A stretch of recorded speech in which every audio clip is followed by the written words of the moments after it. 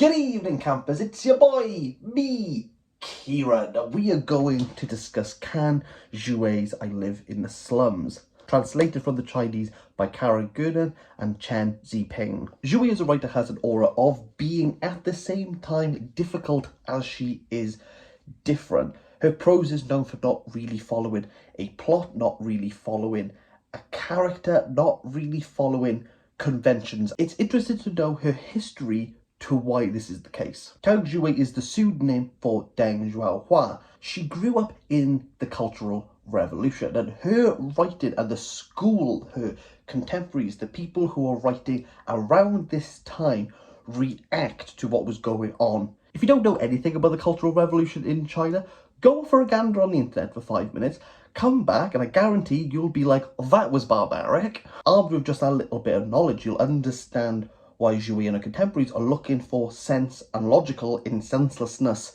and the illogical. I think it's crucial, and I don't want to downplay how difficult and different this writing is. It really doesn't conform. My first reading experience of Zhui was rough. The first story in this collection, which is more a novella, the story of the slums, halfway through it, 45 pages, I really had to put the book down and go, I don't think I'm understanding anything that is going on here. The characters are the epitome of amorphous. The architecture of the place seems to change at a moment's notice. Everything that's stable seems to meander, and every meandering thing seems to stay. I went online and did a Google like the cool kids, and one piece of advice that stuck out to me was just go with it.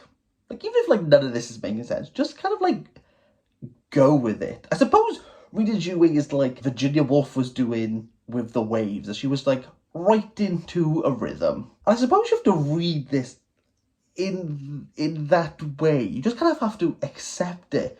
But once you do accept it, oddly enough, I started understanding more. I Live in the Slums is a confusing set of stories. I think the key thing to draw out from here is self. Not selfishness or selflessness, just self. Like, who are you? Like, are you really a means of your location? Are you a means of your upbringing, of your culture, of your nature, of your nurture?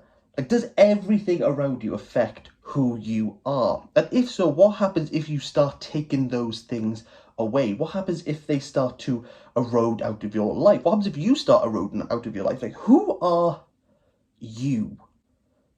What is it to be here? I'm fully aware that sounds pretentious. You might be like, I don't even want to touch this thing over here.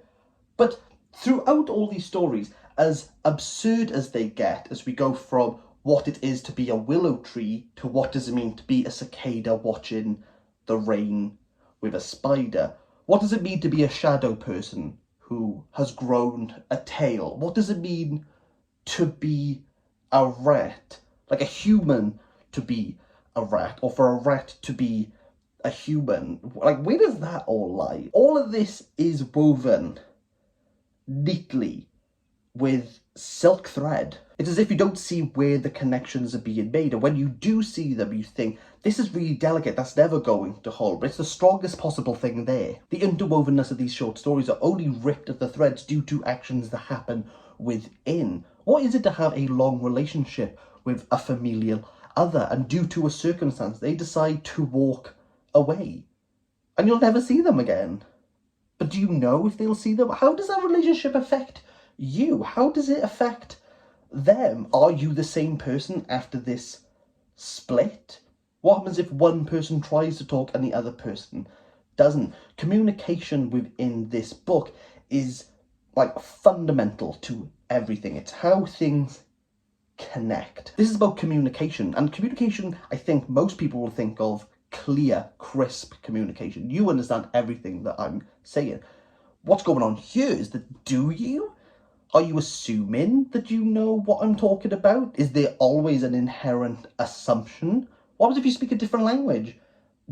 Is your mother tongue affecting what you hear from someone else? Communication are like that of cackles. in this book, do you really understand everything that everyone's trying to say?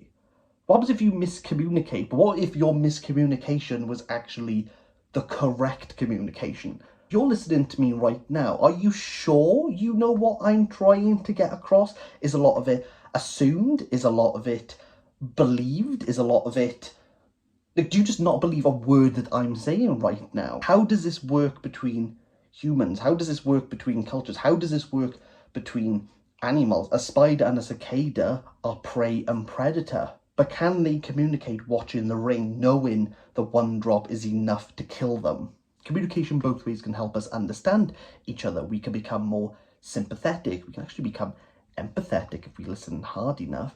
Sometimes we can become apathetic. Does it actually help you understand yourself, understand your beliefs, your hopes, your worries, your dreams, your anxieties, everything here? And it's not to say that in this book that there's even a case for, if you're older, you are therefore wiser, you've been in more experiences, therefore you can communicate better.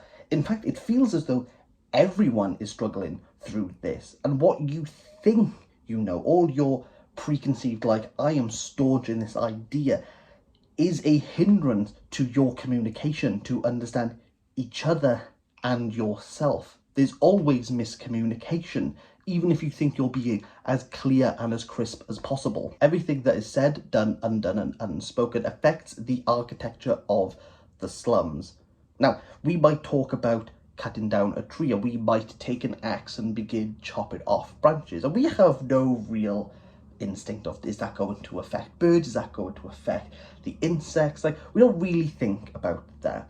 While we might not think that the landscape changes because one tree has lost its branches, that's not to say that as soon as you start multiplying this up, that it definitely has an impact. What happens when you start cutting down the Amazon rainforest? Or what point do you say one tree is too much? Was it the first tree that you started with? If we look to the rainforests and the jungles, what happens to the concrete jungles? There's definitely a criticism on urban life as we start to cram people together and make their homes as small as possible and make the world as wide as possible. Yeah, it's a vast world out there. Sure, we can travel, we can explore, we can experience brand new things every day if we want to, if we have the money. But at what point am I going to stop looking beyond the horizon and look at my current situation? What about me? Do I understand anything about myself? Do I know who I am? If I take all of this away, who am I? And this is what this short story collection is trying to figure out. It's not going to be everyone's cup of tea, but I promise you, if you go into this and just allow yourself to revel in the absurdness, the surrealness, the way the convention is thrown out the window, I'm sure you're going to have a good time with this. For me, this is a 7 out of 10.